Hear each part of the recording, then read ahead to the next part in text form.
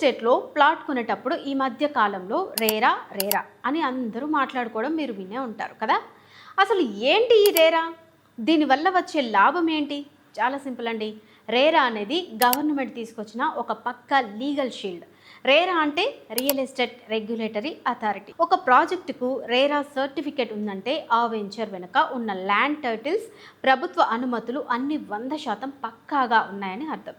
చట్ట ప్రకారం రేరా నెంబర్ లేని ప్రాజెక్ట్స్ను ప్రమోట్ చేయడం కానీ, ప్లాట్లు అమ్మడం కానీ పూర్తిగా నేరం.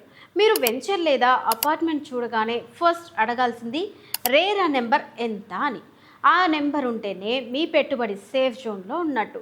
ఇప్పుడు ఏ బ్యాంక్ అయినా సరే ప్రాజెక్టుకు రేరా సర్టిఫికెట్ లేకపోతే హోమ్ లోన్ లేదా ప్లాట్ లోన్ ఇవ్వడానికి అస్సలు ఒప్పుకోవు.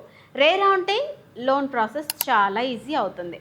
పొరపాటున బిల్డర్ అగ్రిమెంట్లో చెప్పిన వసతులు కల్పించకపోయినా, లేదంటే లేఅవుట్ మ్యాప్ మార్చేసినా మనం రేరా అథారిటీకి కంప్లైంట్ చేయవచ్చు. ఇది రియల్ ఎస్టేట్ రంగానికి సుప్రీంకోర్టు లాంటిదన్నమాట. కోర్టుల చుట్టూ తిరిగే పని లేకుండా చాలా వేగంగా ఇక్కడ సమస్య కూడా పరిష్కారం అవుతుంది. చట్టం ప్రకారం 500 చదరపు మీటర్ల కంటే ఎక్కువ విస్తీర్ణం ఉన్న ల్యాండ్ లేదా 8 అంతకంటే ఎక్కువ అపార్ట్మెంట్ ప్లాట్లున్న ఏ ప్రాజెక్ట్ అయినా సరే ఖచ్చితంగా రేరాలో రిజిస్టర్ అవ్వాల్సిందే.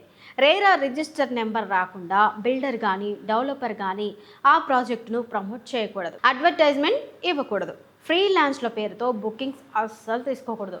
రేరా లేకుండా అమ్మకాలు జరిపితే బిల్డర్లకు భారీగా జరిమానాలతో పాటు జైలు శిక్ష కూడా పడే అవకాశం ఉంటుంది. అన్నిటికన్నా ముఖ్యం, బ్రోకర్ల మాటలు నమ్మి తొందరపడకండి. రేటు తక్కువగా ఉందని రేరా లేని చోట రిస్క్ అస్సలు చేయవద్దు. ప్లాట్ కొనే ముందు రేరా నెంబర్ ఉందా అని ఖచ్చితంగా అడిగి తెలుసుకోండి. రేరా ఉన్న ప్రాజెక్టునే ఎంచుకోండి. మీ కష్టార్జితాన్ని సేఫ్గా ఉంచుకోండి.